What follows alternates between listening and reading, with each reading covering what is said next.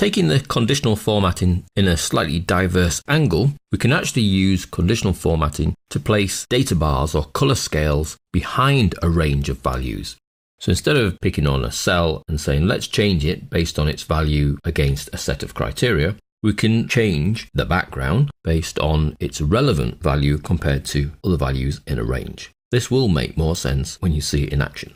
Taking the sales data file 2013 and February this time, if, for example, we wanted to compare the north values against each other graphically, we've seen how we can add a spark line or actually even do a full chart if we want, or we can conditionally format these cells relative to each other using the conditional formatting option and coming down to data bars or color scales or icon sets. Each of these effectively does a relative comparison. So if, for example, we were to choose gradient fill and the green bars, you can see here in the preview as we move that 757 is much more solid green than 245, and the 5 has a very faint little bit of green on the left-hand side of it. And you can do the same with the blue gradient, or even use the solid colours. The colour scales do a very similar thing. You can see that you get different solid colours across the range. It's not so obvious there graphically which is the better value, but that has a green, yellow, red colour scale, a green, white, red colour scale, a red, white, green colour scale, and then there's even yellow to green, green to yellow. I'm not a fan of the colour scales because it's not graphically obvious what the difference is between the colours.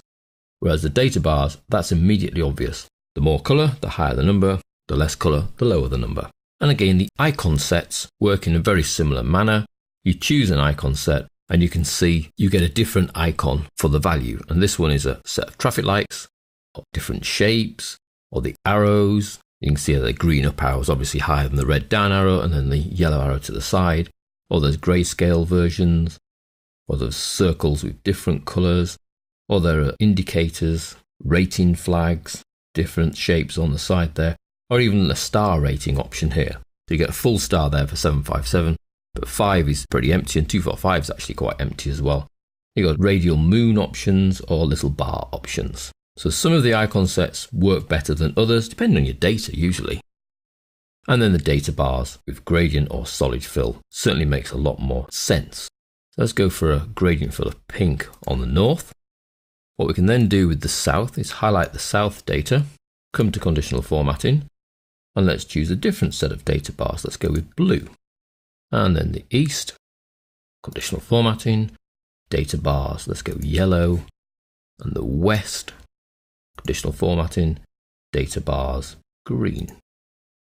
Now, as these values change, the data bars will change as well. So if the bike sold for the west dropped down to 200, but the plane sold went up to 180, then the relative scale between the bars for, in this case, the west, would change, because it's all about relativity with the bars behind. These work on a range of cells and effectively give a different icon or bar or gradient fill depending on the value within the range of cells that you've chosen. Whereas the original, let's make this change colour if it's over 55, effectively works on that single value compared to a criteria.